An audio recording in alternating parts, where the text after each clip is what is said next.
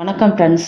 ரொம்ப நாளாக இப்போது இன்ஸ்டாவில் யூடியூப் சேனல் இதெல்லாம் ஃபுல்லாக ஓடுற ஒரு விஷயம் என்னென்னு கேட்டிங்கன்னா, 10th பசங்க எல்லாம் வந்து பயந்து பயந்து போயிட்டு சூசைட் பண்ணிட்டாங்க, அப்பா அம்மா திட்டி சூசைட் பண்ணிக்கிட்டாங்க அப்படிங்கிற விஷயம் தான் போயிட்டுருக்கு.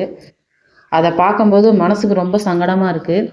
ஏன் இதை சொல்லணும்னு கேட்டிங்கன்னா, ஒரு குழந்தைய வந்து அதை பெற்று அதை வளர்த்து அதை ஆளாக்கி விட்டு அதை நல்லது கெட்டதெல்லாம் பார்க்குற பெற்றவங்க கரெக்டாக வந்து 10th அந்த பரீட்சை எழுதும் போதும் +2 பரீட்சை எழுதும் போது மட்டுமே அதில் ரொம்ப குறி வச்சு இப்படி தான் படிக்கணும், இப்படி தான் செய்யணும், இப்படி தான் போகணும், அவங்க மேலே அதிகமான ஒரு எதிர்பார்ப்பு வச்சு அதில் அவங்கள பயமுறுத்தி அவங்க ரிசல்ட் கூட வருதா வரலையான்னு கூட அவங்க பார்க்கல. அதுக்குள்ளேயே பயந்து பயந்து அவங்க வாழ்க்கையே முடிச்சுட்டு போகிறாங்க. இதுக்கு தான் நம்ம குழந்தைங்கள பெற்றெடுக்கிறோமா சொல்லுங்கள் பார்ப்போம்.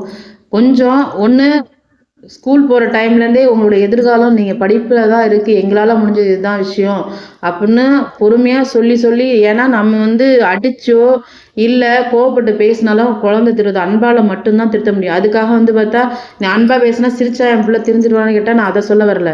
ஒருத்தவங்க எப்படி சொல்லணுமோ அந்த, ஏன்னா உங்களோட குழந்தைங்களோட கேரக்டர் என்ன, உங்களோட குழந்தைங்களோட விஷயம் என்னன்னு நீங்கள் தான் தெரிஞ்சு அவங்களோட எதிர்காலத்தை உருவாக்கி கொடுக்கணும்னு தெரியும். எனக்கு தெரிஞ்ச அளவுக்கு அந்த 10th அந்த +2 மட்டும் கிட்ட நெருங்கும் போது அதில் வச்சு அழுத்தி அதில் வந்து நம்ம வந்து வாழ வைக்கிறதுக்கு தான் அது இந்த உலகத்துக்கு கொண்டு வந்துருக்குமே தவிர நாம் உயிரோடு இருக்கும்போதே சாவடிக்கிறதுக்குல முடிஞ்ச அளவுக்கு குழந்தைங்கள்ட்ட நல்ல பராமரிப்போடு சந்தோஷமாக